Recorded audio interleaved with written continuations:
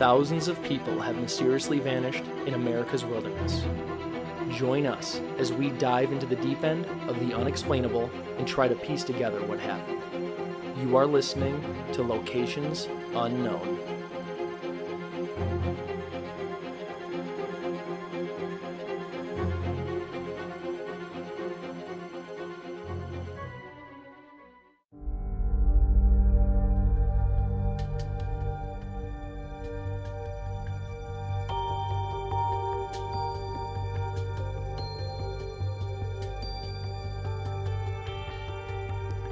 What's up, everybody, and welcome back to another episode of Locations Unknown. I'm Joe Arado, and with me, as always, is a guy who can burn things with a magnifying glass at night, Mike Van de Bogart. Thanks, Joe. I got an exciting promotion that Joe and I are going to run this summer. So if you've followed the show, you know that Joe and I take a break during the summer, usually July and August. But this year, while we're on our break, we're going to ask our listeners to submit photos of their favorite national parks, photos that they've taken. And we're working with a company to create a custom-made set of playing cards for Locations Unknown.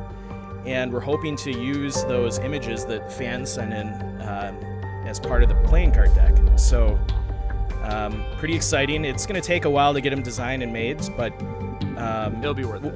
It'll be worth it, yeah. And we'll post more details on our Facebook page, kind of, you know, how big the pictures have to be and things like that. But stay tuned; it should be pretty cool, and we'll have a little giveaway when we come back from our break this summer. So, other than that, no new updates. How about you, Joe? How's everything going?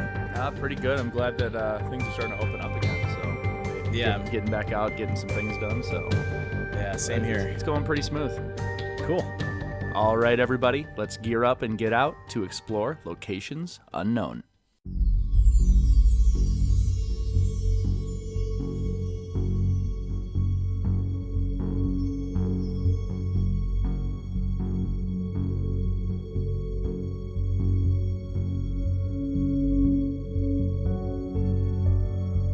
America, a melting pot filled with diverse cultures, beautiful natural wonders, and a historic sense of exploration. Among the vast beauty of our wilderness, there also lies a more sinister side. Throughout the ages, a haunting collection of nightmares and tales of the unexplainable have been passed down generation to generation. Stories of bloodthirsty creatures lurking in the dark, strange lights in the night sky, and vengeful ghouls forever cursed to wander haunted forests. These are the stories that give us pause while hiking in remote areas of our country and fill our heads with dread before falling asleep in our tents at night. Join us this week as we explore some of the creepiest urban legends from across America.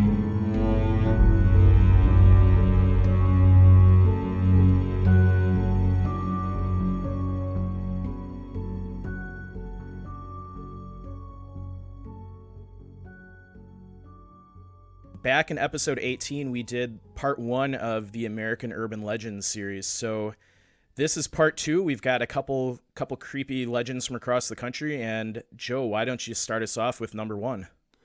Our second series begins in the state of Maine.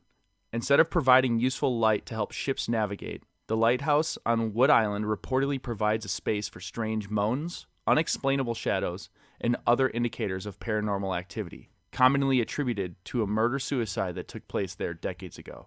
This is the story of the Wood Island Light. Our first one takes place in Maine. I got a few fun facts for Maine before we get into the creepy legend stuff. Okay. So, Mike, Maine is the only state that shares its border with only one other U.S. state. That's interesting. I guess Alaska doesn't count because they're not on the border with any other state. So yeah, they don't share a border with any state. Interesting fact. 90% of the lobster consumed in the U.S. comes from Maine, weighing at nearly 124 million pounds in 2014 alone. That's mind-boggling. That is a lot of lobster. 124 million pounds. I hope they left some in the ocean. Yeah, I know, right? So, Mike, what weighs more, 124 million pounds of lobster or 124 million pounds of feathers?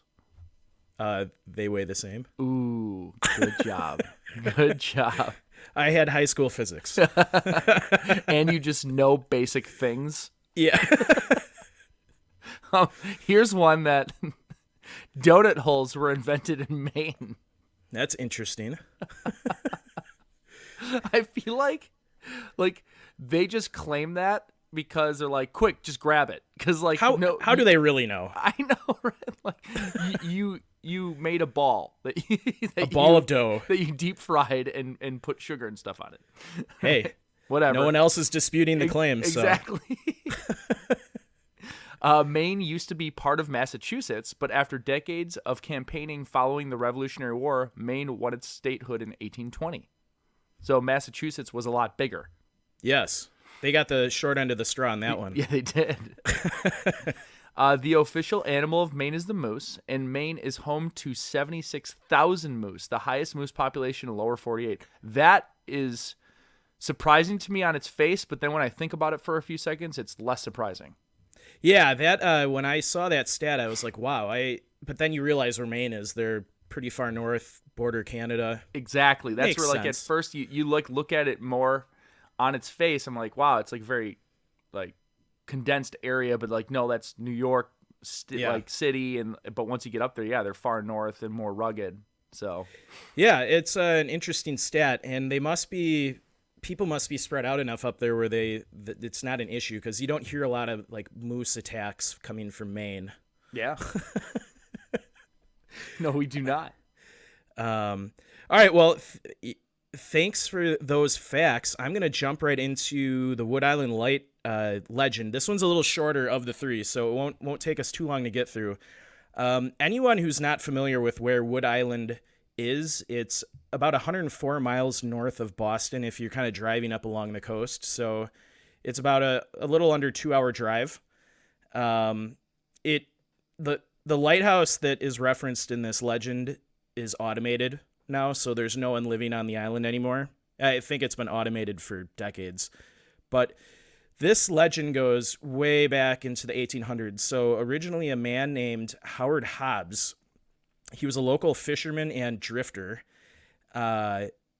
He was on Wood Island in 1896, and Hobbs had been drinking all day and ended up shooting a guy named Fred Milliken, and ended up leaving the scene and turning the rifle on himself. So I'll get into So I'll get into kind of the actual events of what happened that day. So it was 1896, and Hobbs had been living on a sliver of an island off the coast of Biddeford, Maine. He was hunting seals for the $1 a nose bounty the state was paying. So I guess they had a seal problem, and they pay you $1 per every seal you killed. Jeez. So with his work finally done for the day, the 24-year-old had just spent a couple of days with a buddy on a congratulatory bender on the mainland, and had rowed his skiff back to Wood Island. So he must have, hard couple days hunting seals, and decided to throw a few back with his buddy, and he drunken rowed back to Wood Island. Jeez. So on his way back to Wood Island, he bumped into Frederick Milliken, and it was nearly dusk.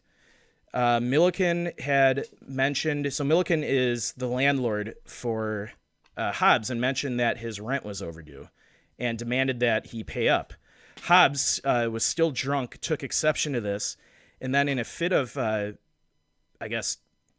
anger, he took aim and shot the 35-year-old landlord and lobsterman once in the abdomen, according to local newspapers from the time. So he, you can just imagine, this drunk guy's been drinking for days. He's, rowing back to the island. He gets in an argument with this guy and just shoots him in the abdomen. Jeez. Okay. So horrified that he had just killed his landlord, Hobbs, I guess he wasn't dead yet. Hobbs helped carry the mortally wounded Milliken inside, and then he ran back to his rented shack and placed the same rifle in his mouth and pulled the trigger.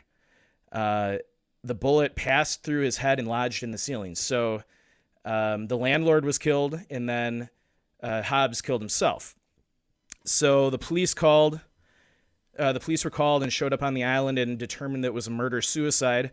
The local papers at the time called it a tragedy, but the folks around Biddeford called it just the beginning. What was their reasoning for calling it just the beginning? I think so. Over the next 100 years, the island has been subject to tons of mystery and stories of ghosts and hauntings. And I believe up until recently, even the Sci-Fi Channel, I think they filmed one of their ghost hunter shows on the island. Okay. So the locals at the time called it just the beginning. They said, if you're quiet enough, they will tell you, and stand very still, you will hear ghosts of Hobbs and Milliken, strange voices carried in the wind, footsteps echoing where there are no feet, apparitions, quite literally, that go bump in the night. So, sounds like a terrifying place. Yeah. Nowhere I'd want to go camping. I'd go camping there. Would you? I would. Another lady who was a wife of one of the lighthouse keepers said, there are spirits here, said Teresa Lowell, the wife of a lighthouse keeper. She lived on the island from 1984 to 1986 with her husband and believes she bumped into a ghost in her bedroom closet. She goes, I know, she said, because I felt him. So, I can't imagine, living on that island by yourself day in, day out. That would be terrifying. Yeah, I'm sure that plays a lot into it as well of just seclusion. Yeah. And your mind can start wandering and you start thinking about like that incident, other horrible things that probably happened. Yeah. So, this has gone on for 100 years. The locals have kind of known that this is a haunted place. Like you said, it's probably something they know those murders happen. So they're kind of any sound you hear, they probably attribute it to the ghosts of Wood Island. But fast forward to the early 2000s.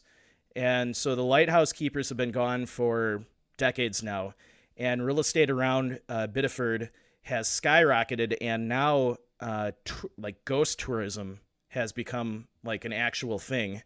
And apparently people actually travel to Wood Island to, try to hunt for ghosts. And like I said, it's been featured on the Sci-Fi Channel before. So it's a creepy place. I read this. A lot of ghost experts who weigh in on such things generally believe that Hobbs is the likeliest candidate to still be haunting the lighthouse. So, yeah, if we're looking for verification for the experts on who it is. Yeah. Like, it's definitely Hobbs. So I would definitely say there's definitely a correlation between ghost stories and lighthouses. We did an episode a few weeks back on the lighthouse in, was that Scotland? Or Ireland that was haunted. Yeah, it was off the Maine, off of Britain. Yes, just off of Britain. So yeah, general rule of thumb: if you're afraid of ghosts, do not go to old abandoned lighthouses. Yeah. All right, so like I said, that was the first urban legend, a shorter one. The next two are pretty creepy. I'm excited to get into them. But first, let's hear a message from our sponsor. This episode of Locations Unknown is sponsored by Payoff.com. You've tried balance transfers in budgeting, but high interest rates and unrelenting bill cycles make it almost impossible to get out of credit card debt on your own. Instead of another new savings technique, you need a clear path out of debt, and that's what a payoff loan can do. A payoff loan is a personal loan backed by member-centric credit unions designed to help you pay off your credit cards. With rates as low as 5.99% APR and loan amounts up to $35,000, there's no hidden fees, and there's personal customer service support from Payoff to help you reach your financial goals. Some of the benefits of a payoff loan may also include potential credit score boost, 1 monthly payment, and savings from lower interest rates. So go to payoff.com/locationsunknown to learn more. Checking your loan rates won't affect your credit score. So try something new. Pay off your credit card debt with Payoff. NMLS ID number 1396805. Not all applicants may qualify. Loans only available within the United States, and loans are not available in all states. Payoff works with lending partners who originate the loans. Additional terms, conditions, and eligibility requirements may apply. More information is available at payoff.com/locationsunknown. Our next urban legend takes us to Turnbull Canyon in California. This is a really creepy place. Reminds me a lot of, in our first American Legends episode, that crazy road in Colorado. Ooh, that's my favorite one. Because of lockdown, I haven't gone to Colorado yet this year, but I still want to go back. I want to go to that road. Yeah, we have to investigate that road. But before I get into the actual story of Turnbull Canyon, Joe, why don't you tell us some fun facts about California? Absolutely. So California is home to the oldest tree on Earth. The bristlecone pine tree, estimated to be around 5,000 years old. The tree lives in the White Mountains, but its exact location has been kept a secret to help protect it. So California is also home to the tallest tree on Earth, the Hyperion, a coastal redwood in Redwood National Park, standing over 379 feet tall. That's just mind-boggling. That is. Have you ever seen it? I have not seen it in person. My wife and my kids went there. I don't know if they saw that tree, but they were there. I want to go bad, and I would love to go find that other tree. I mean, I understand why they're definitely keeping a secret, because you'd have some crazy person try and burn it down or something. Yeah, or someone would damage it or something. But 379 feet, that's almost as tall as a 40-story building. Yeah, that's insane. Yeah, that's amazing. The magnitude of it. I wonder how deep its roots go. Well, probably pretty deep. What's the rule of thumb? Isn't it like the roots go like half the height or something, or twice the height? There's something about where they know it's how long it is a denominator of the height too. Yeah, I don't know. We'll have to look into that and follow. Like, you don't wonder if like their root system goes to the water table, so like it doesn't matter if it even rains. Yeah, like something like that. It's just amazing that they can have a tree that's 5,000 years old and over another one that's 379 feet tall. Just crazy. Like, especially with like all the like the glacier stuff and all that stuff. Like it's all survived all that. Yeah, like all the things that have happened in history, like it's been around that long, so that's cool. Survived people. Yeah, I know, right? Some jerk in the 1800s didn't come along and cut it down. Yeah. So here's some more. California is home to the highest and lowest points in the contiguous U.S. Mount Whitney at 14,494 feet and Death Valley at 282 feet below sea level. On a clear day, you can see 40 of California's 58 counties from the top of Mount Diablo, west of San Francisco. That's interesting. Yeah, I mean, think of how big California is. Yeah, it's like the length of the country. I know. So that's a pretty cool fact. Yeah. The LA Coroner's Office has a gift shop called Skeletons in the Closet, selling everything from clothing to 4D exploded skulls. In 1984, Chico, California was declared a nuclear-free zone, meaning residents are not allowed to produce, test, maintain, or store nuclear weapons.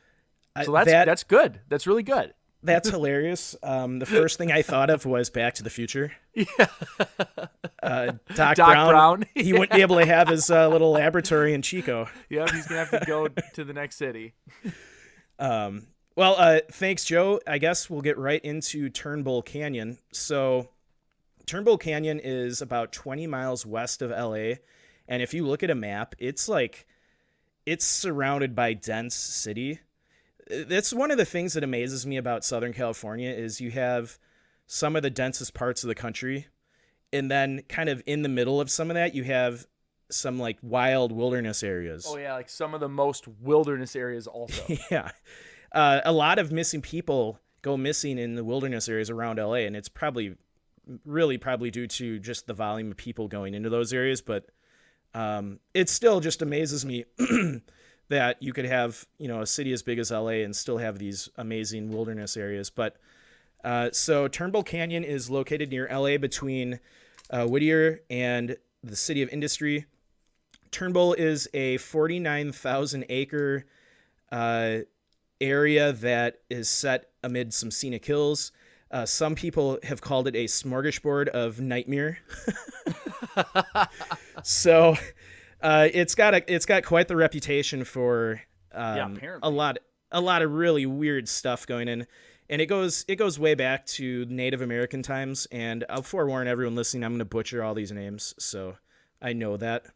You don't have to remind you later. So yeah, like I said, it all really kind of starts back in Native American times. The natives called the area Hutugna, or a place of the devil, where ghosts of those slain for not converting to Christianity dwell alongside witches and Satanists, who reportedly use the place to sacrifice children whose spirits now walk the canyon and dangle from trees. That's that's just terrifying. That is absolutely terrifying. I do not want to go hiking at night in Turnbull.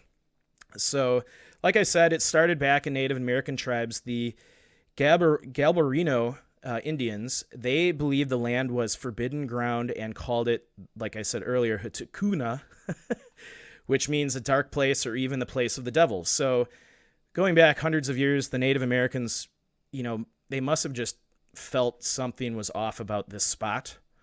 And you find this a lot in other places that have kind of a bad vibe. The Native Americans always seem to pick up on this, and it would be kind of a forbidden area to go. They would never go there, but us dumb European people would come in here and trample all over and just go wherever. Yeah, so apparently these were battlegrounds for Native American wars. They were forced to change into Catholicism by the Spanish. And back then, the Spanish killed anybody that didn't convert. So I'm sure anybody who's, loves history knows all about the conquistadors and their brutal path through the Americas. So yeah, very godlike, force people to do something or kill them. Yeah. So these events may have happened at Turnbull Canyon, so it's not 100% sure exactly where this stuff happened, but it happened in this area. And they say it could be one of the many reasons for the canyon's hauntings.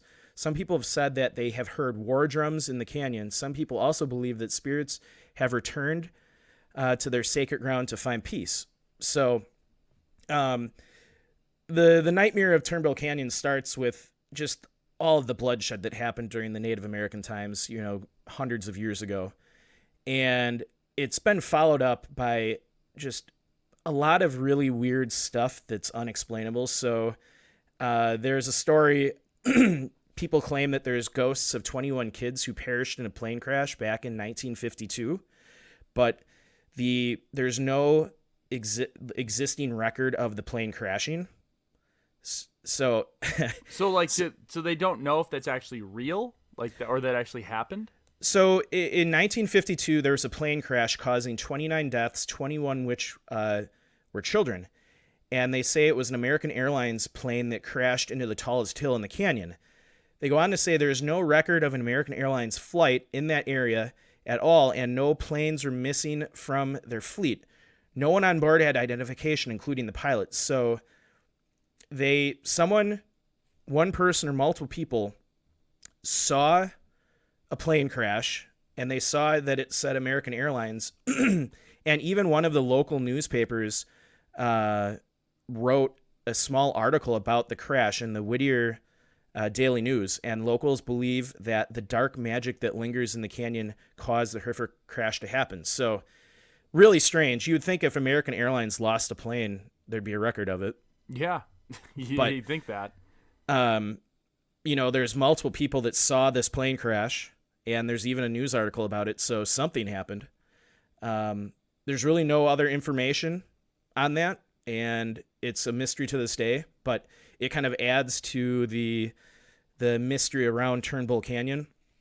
And of course, the next mystery of the canyon is there's an old abandoned insane asylum. Why not? Yeah. So back in the 60s, a bunch of teens were kind of screwing around this old abandoned insane asylum in the canyon. And the asylum dates back to the 30s, and it was a mental hospital located in the canyon. It had a good run until the 1940s when it burned down. So it dates back, to the 30s. In 1962, a group of friends were partying in the ruins of the hospital one night. One of the boys saw one of the electroshock devices that were used when the hospital was active. He picked it up and was electrocuted. The voltage was strong enough to kill him. Apparently, electricity had been shut off since the fires had happened 20 years earlier. So, how does someone get electrocuted when the power's been off for 20 years on equipment that's been exposed to the elements for 20 plus years? Capacitors, Mike. Capacitors. So yeah, that's another really bizarre incident that happened in the canyon. I'm not an electrical engineer, but I would assume that the likelihood of you getting shocked by something like that after so much time is pretty low. But Yeah. I guess not. That'd be my guess, but yeah, maybe not. Maybe they can hold power for that long.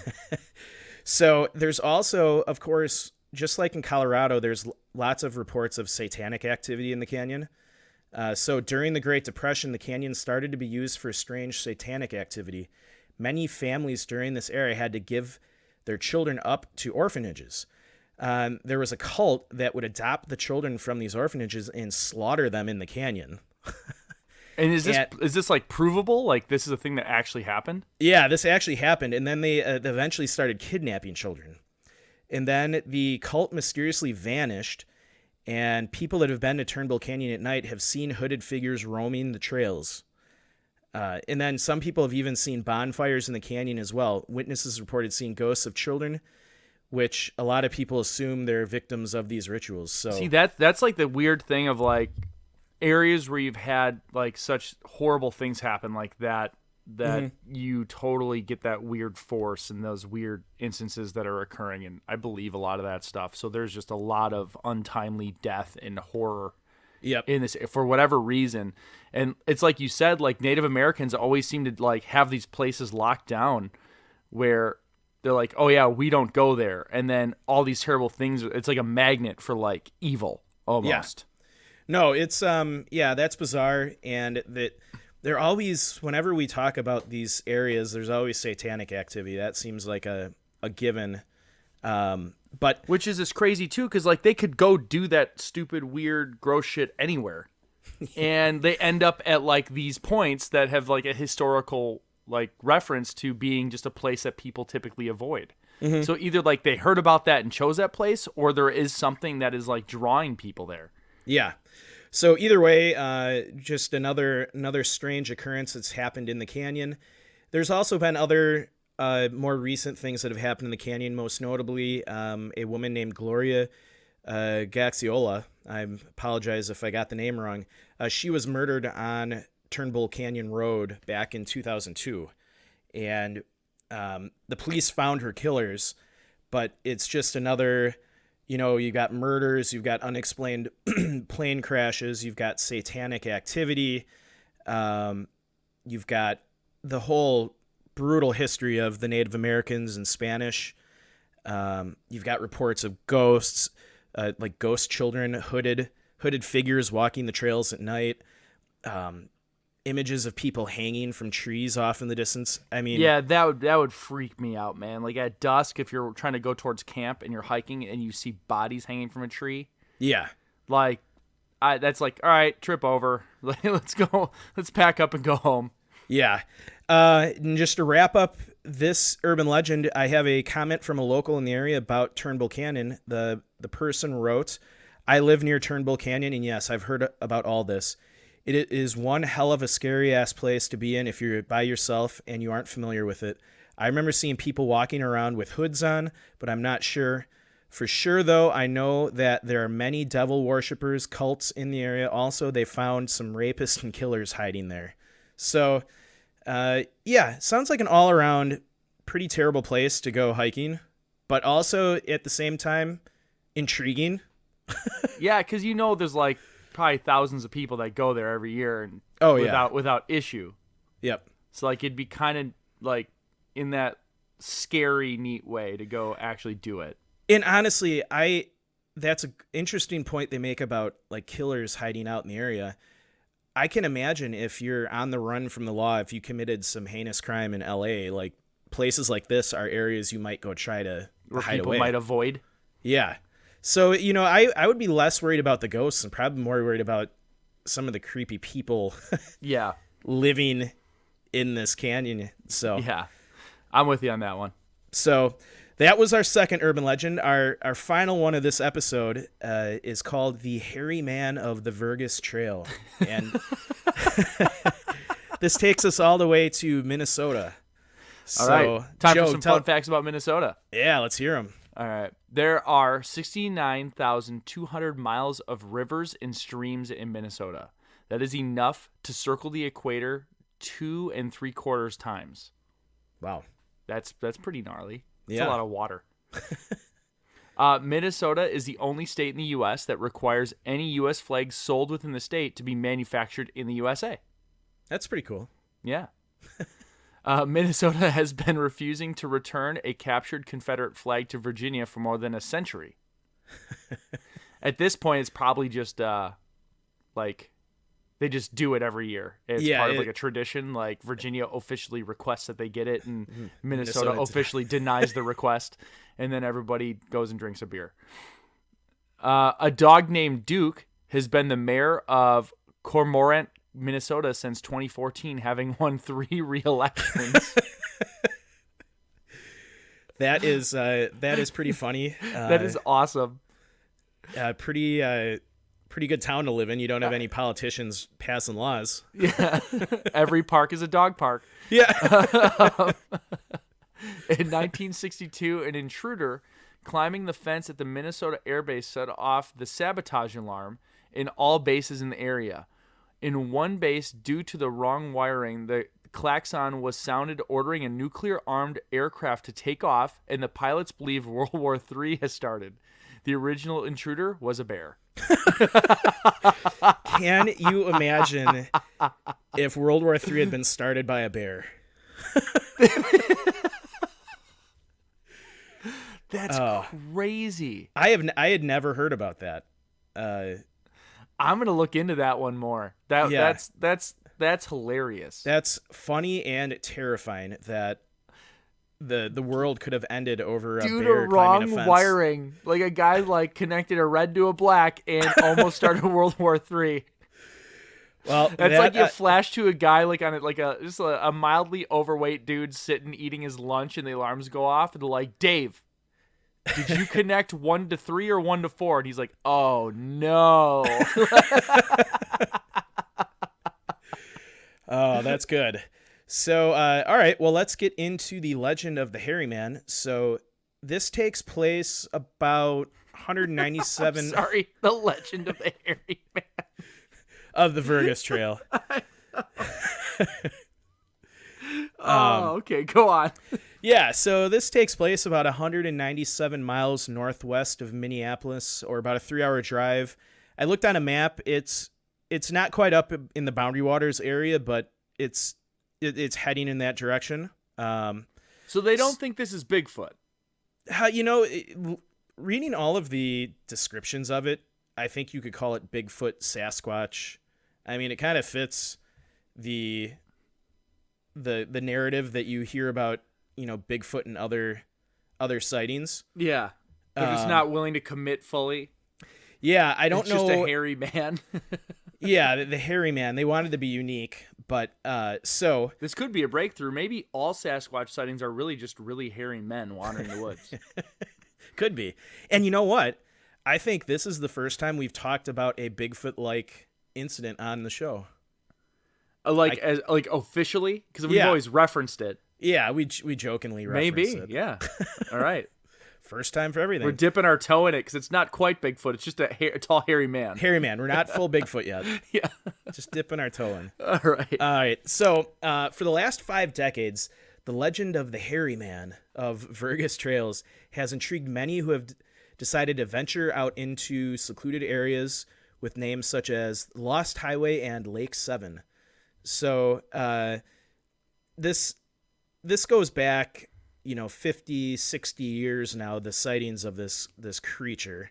And although there's a lot of sightings of this so-called hairy man, there's also other haunted stories of this trail area, such as glowing headstones, ghosts of little kids leaving their prints on cars, and cults chasing people. So it's It sounds like another one of those areas, kind of like Turnbull Canyon or Yep. that road in Colorado that's just got some weird vibe to it. Probably not a place I would go hiking anytime soon, but so there's numerous eyewitness accounts of what became known as the Hairy Man of Vergas trails. Local newspapers in the area have even been in contact with about a dozen people from around the area who've reported run-ins with this creature. Each story has kind of a consistency to it that makes it seem more real than you know, like if you had 12 people saying totally different things, it would be kind of suspect. Sure. But they all mention a humanoid-like figure ranging from over 7 to 8 feet tall, shaggy, long hair characteristics, a musky odor, accompanies it. Got that hairy man musk. That hairy man musk. And another thing is he's barefoot, or it is barefoot, which a lot of the people making this site, the eyewitness accounts say that it's pretty unusual. The frigid months of winter, Minnesota gets really cold. So he's very tall, dirty, hairy, and has big feet. Yeah, kind of like Bigfoot. Interesting. Yeah, so it's not really known when the first sighting of this hairy man occurred, or when the legend began, but the earliest talk of this creature can be traced back to the late 1960s, but no one really knows who was the first to say they saw it. Okay. It's all a lot of, I heard this, I heard, so-and-so talking about it. I heard it when I was it's all growing up. secondhand accounts of the story. In the beginning. Okay. Yeah. So, and then the stories just grew and kind of evolved over time. So the roads and areas of there that, they're dirt trails, hilly, deeply wooded, and they've long been a destination for people kind of going out to explore in Minnesota. So, if we have anybody from Minnesota that listens to the show, we'd love to hear, if, any of you have been to this area of Minnesota. But the legend really started to pick up momentum in the 70s when there was a ton of hairy man sightings. So one of those sightings was a lifelong... Hold on, there was a ton of hairy men sightings in the 70s? Still not convinced. Still not convinced. One of those sightings was a lifelong resident, Cheryl Hansen, who had a run-in with the beast in 1972 while snowmobiling with her cousin, Jalen Hansen. Apologize for the name. The 12-year-old Hansen and her cousin were snowmobiling on the Vergas Trail just off what is known as the Lost Highway off County Road 130. There, the Hansens duo circled an old, desolate cabin with their sleds when their enjoyment on the winter afternoon was suddenly interrupted. Now, this is a quote. We were snowmobiling around this old cabin, and all of a sudden, a beast-like creature popped out of the cabin holding a huge stick, Cheryl said. It had very broad shoulders and I was trying to rationalize what it was, but it really stood out to me. It was barefoot in the snow. So that could just be some crazy guy that lives in a cabin. Yeah. Yeah. So, the two cousins, they took off and went back to tell the adults they were with. And even though the adults were not convinced of Hansen's ordeal, it became a lifelong memory for the Vergas resident. She goes on to say, I know what I saw that day, and it wasn't human. Yeah. Ironically, we'll say this, Hansen owns the land where she saw the hairy man and even has a cabin right near where the creature sprang out. So it wasn't someone else's property, it's her property? Yeah. So, yeah. She writes, I still to this day can't drive out there at night alone. The family still has campfires out there, but none of us wander out into the woods. So another well-known eyewitness account came from another lifelong Vergas resident, Kevin Zitzo, who has since unfortunately passed away. It was said that Zitzo, who was a regular visitor of the Vergas Trail, came back one night after traveling on them, and he was pretty shaken up. His car had large dents in the hood, which he said were made by a big hairy creature who jumped on the front of his vehicle and started smashing his fists down on it. So Jeez. that's a little terrifying. I mean, That is terrifying. it could still be some crazy guy living out in the woods, but Yeah, but the force you need to dent the hood. yeah, to like jump on a car and Yeah, I mean, like little dents, sure, I could do that, but like, yeah, if you're like significant damage to a vehicle type stuff, that's yeah. So obviously the 70s, the sightings of this creature really blew up, and then since the 1980s, the sightings really have dissipated. There hasn't been any recent sightings of this creature. But they say even today there's a creepy feeling felt by some Vergas residents who wonder if there are eyes watching them from deep in the woods.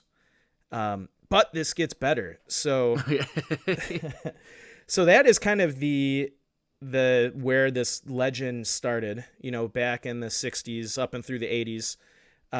But more recently, someone came forward with a skull that they claim to have found that is not human. So it goes it's not on. human, but is it like legit? Well, Like, I'll do they get test into it. Okay. I'll get into a little bit of that, but so obviously it says there's a lot of skeptics around the world of Bigfoot or the hairy man, and the thing that's eluded everyone who believes in these creatures is concrete evidence. Sure. Every time you see a video or a picture, it's grainy, or it turns out it was somebody in like a gorilla suit. Or Yeah, especially nowadays we have such good cameras, but what are like new ones come out and it seems like they're carrying a camera from the 60s for some reason. Yeah. So it's there's never ever been concrete evidence, and I'm sure there will be people who really believe in Bigfoot that will refute this and probably yell at us. Hey, I'm open-minded. I'm open-minded too. I'm very open-minded. If someone can provide me evidence of something, I'll jump on that train. I don't shut the book on anything. You just got to show me actual evidence. Yep. So until recently, the hairy man legend had been supported by just eyewitness accounts or, third-hand knowledge. I heard somebody say this, or I heard this story growing up. But Kim Doyle, the owner of Vergas 66 gas station, had quite a visit with one of her longtime residents in the town who brought in a shocking artifact. What she saw lying in front of her that day was a humanoid skull of unknown origin, one that definitely doesn't have characteristics of either human or primate. So now I believe there have been discoveries of humanoid skulls of kind of, very distant ancestors of humans. Sure. Either like Neanderthal or elongated skulls that I know like they small found brain cavity, large jaw. In Southeast Asia. I know they found like skulls that creatures that they almost called like hobbits. Yeah. So they have scientists have found strange skulls of distant relatives to humans and primates. So that's not the most, I mean, it's still really cool when they find something like that, because it really helps them kind of fill in the tree of, where we came from. Sure. But so this is a quote from the owner. The owner of the skull, a quiet, respectable man who wants to remain anonymous, said one of the oldest families in Vergas found it south of town, Doyle said. The current owner has had the skull for 5 or 6 years and said the family that gave it to him owned it for a number of years before that. So it's not really clear when the skull was found. It sounds like it's at least 10 or 15 years old. It wasn't just recently found. Okay. And it was found in an area known as the Klondike or the Old Vergas Trail, where most of the hairy man sightings occurred. So either someone faked it and figured, well, I'm going to plant it where everybody sees these skulls, or maybe they actually found something. So they thought it could be one of the offspring of the hairy man. So that must mean there's a hairy woman roaming the woods too. There has to be something there. But they go on to say, but whatever it is, it sure doesn't look human. I certainly didn't know what it was. So this skull has people kind of puzzled. They said the skull has humanoid features, including eye sockets, teeth, and even 3 to 4 vertebrae that are still intact. But there's plenty of features that also don't match human features or primates for that matter. And they said there was also vegetation stuck to the back of the skull, which a lot of people indicate that it probably was unearthed in a swampy area, or was at least in a swampy area for a while. Because it doesn't really go into... So it's like an amphibious humanoid? Right. It doesn't really go into the location of where it was found. So, but it does seem like it was in like you got a lot of those bones that they find are kind of found in swampy areas because that's where it preserves things the best. When they kind of sinks down. Sure. But so, the skull. So here's a big red flag for me. The skull has never been tested by the owners, and very few people even know it exists. So the discovery of something which looks as strange as it does in the same area as the Hairy Man sightings makes it more intriguing. But I would say, why wouldn't you get it tested? Yeah, unless you're trying to hide like the validity of something. Yeah. Well, why wouldn't you report that to the news? I mean, that would be huge news. So I always have a red flag for, like, someone has this amazing skull they found that isn't human, isn't primate. Why haven't you gotten it tested? Yeah, it's good. They either don't want it tested because of what will happen or what will be discovered. Yeah. Or they're weird. They want the publicity. They faked it and want publicity. Because I believe you could probably do a DNA test on... there's got to be a way to get DNA out of the bone material. Yeah, 100%. Yeah. So... and they even go on, some of the articles I read even go on to say that, with each one of these legends comes hoaxes. I mean, sure. You're going to have, for every legend, you're going to have dozens of people trying to fake it to get their 15 minutes of fame. And in this day of social media and YouTube and Facebook, I imagine it's just through the roof. Yeah. Yeah, I can see that. And the way people can edit videos now, there's stuff that you see sometimes on YouTube, and it looks real. Do you remember that video a while back where there was like a giant Amazon blimp that was launching drones out of it? Yes. And it looked real, and it was fake. Yeah. When I first saw it, I'm like, what the hell is that? Yeah. So I remember that video. Like, whoa, Amazon's taking over the world, literally. Yeah, and then it turned out to be fake. So yeah. So we get some testimony, not testimony, but a guy who is a cryptozoologist. He's a nationally renowned cryptozoologist weighed in on this skull a few years ago. His name is Ken Gerhard, and he's a renowned cryptozoologist. Said there are several features which are either missing or in the wrong place to be an arthropod. He goes on, so he says he doesn't claim to be an anthropologist or an expert on defining skull features, but he does have good experience in researching Homo sapien and primate artifacts, which is needed in the cryptozoology field. So he's not a PhD scientist, but he does a lot of research in this field. Okay. On artifacts. So I would say probably knows what he's talking about. Sure. He goes on to say, what I noticed right off the bat was the unnatural features of the skull had, or at least 10 to 12 noticeable characteristics that were missing for a hominid, defined as being part of the human family. He goes on to say, the face of the skull does resemble human, but there isn't a cavity large enough to hold a large brain. So he also says, the eye sockets do seem smaller compared to hominin, and there isn't a nasal cavity bone. He also goes on to add, he couldn't conclusively determine if the skull is real or well-produced fake. So he sees some glaring issues with the skull. You would assume even a distant ancestor is going to have, somewhat similar features to our skulls. Yeah, it's like the a idea nasal of, like, cavity. How long it takes for something to change. Yeah. Naturally. Like an organic evolution. You just can't all of a sudden not have a nose. Yeah. In a few thousand years. Yeah, and, I guess if they could carbon date it, they could maybe get an age of the skull. I think that would really help to determine if it was, fake or not. Sure. But, it's interesting. They had this expert look at the skull, and, he's not He's not saying it's fake, but he's not saying it's real. I think he's probably saying is it needs more testing, and from what I read, there hasn't been any additional testing on this. I think we probably would have heard about it in the news. Yeah. If they tested it and it came back legit. Yeah.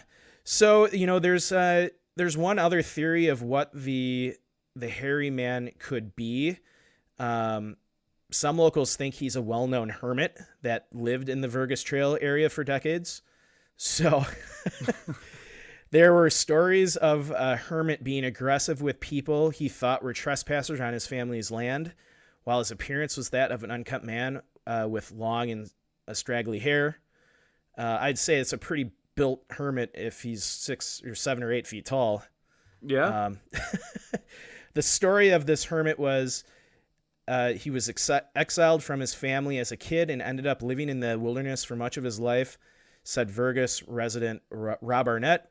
His parents owned a big portion of land all around the Lost Highway, and through time, they sold it off.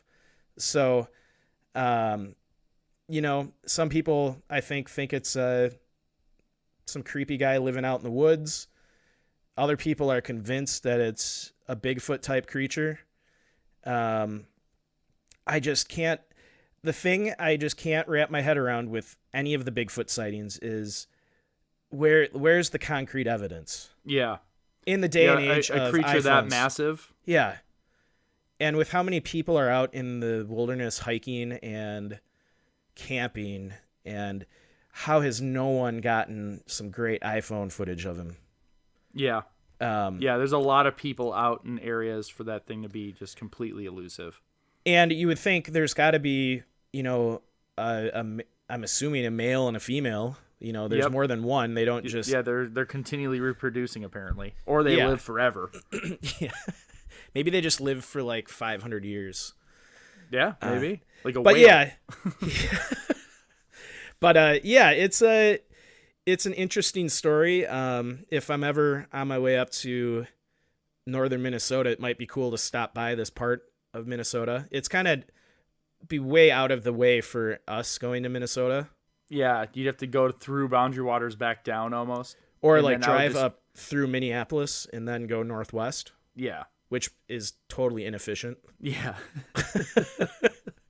But someday maybe we'll get to that spot and do some on the ground research, because it definitely sounds interesting with, the glowing headstones and ghost children and all that weird stuff. I'd be interested in at least even just talking with local residents and hearing their individual accounts, because everyone that lives there has their own story. It would be fun to do a road trip across the country visiting each one of these crazy spots. Yeah, and just meeting the local townspeople and getting their thoughts on it. Just spend like a whole summer driving from like East Coast to the West Coast and hitting every one of these spots. I'm in. Sign me up. Okay. I'm always in for that stuff. Gotta win the lottery. So that kind of concludes this episode of the our part 2 of the American Urban Legends series. I think of the 3, I'm most terrified of Turnbull Canyon. Yeah, that one's because it's marred with like legitimate incidences of just messed up people and the cult stuff. The satanic cult stuff weirds me out. I don't like that stuff. No, that's weird. And just the fact that you could have, fugitives from the law hiding out in there too, that makes it more dangerous. Yeah, the realistic aspect of it terrifies me. Yeah. The hairy man sightings, that's just funny to me. That is funny to me. It's just a really giant hippie that just lives in the woods that's just been terrorizing these people for years. I mean, there are people that, what if like Shaquille O'Neal lived out in the woods and became a hermit? Like exactly. It's like there's people that big, so I don't know. Well, Joe, do you have anything else for us this episode? No, I do not. Nope, I'm good. Well, once again, I want to thank everybody for tuning into the show. We really appreciate that you guys are continuing to listen. Check us out on Facebook, Instagram. We're on Pinterest, Twitter, LinkedIn, Imgur. We're everywhere. YouTube. If if you listen to us on iTunes or any one of the podcast platforms, make sure to subscribe and drop us a review. Every subscription review helps us with all the algorithms, so it helps us get discovered to more people. So, and if you want to help out the show, buy some of our swag or visit our Patreon page. Yeah, we appreciate all of you, our loyal listeners, and our sponsors that help keep the show going. And remember, when enjoying the beauty of nature, whether backpacking, camping, or just taking a walk, always remember to leave no trace. Thanks, and we'll see you next time.